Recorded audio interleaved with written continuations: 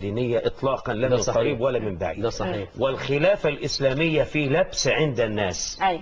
الخلافة الإسلامية تنحصر في الخلفاء الراشدين كعمل دعوي بدليل حديث العرباض فعليكم بسنتي يعني المنهج وسنة الخلفاء الراشدين المهديين.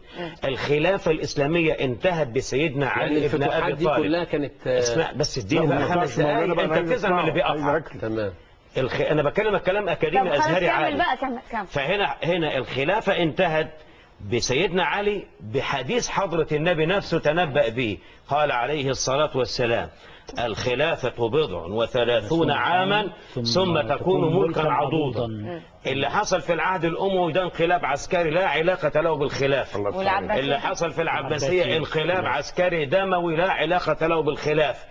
الحكم التركي العثماني لا علاقة له. الحكم التركي ليس خلافة، لأن البخاري إن الرسول عليه السلام قال الحديث: الخلافة في قريش. على فكرة اللي بينادوا بالخلافة لا تجوز إلا للملك عبد الله ابن الحسين، لأنه هو الهاشمي القرشي الوحيد الموثق نسبه في العالم. فإذا كان عايزين يقيموا خليفة، لا واحد من مصر هينفع ولا من دول العرب في القحط ولا النفط هينفع. لن ينفع بنص حديث البخاري إلا جلالة الملك عبد الله بن الحسين.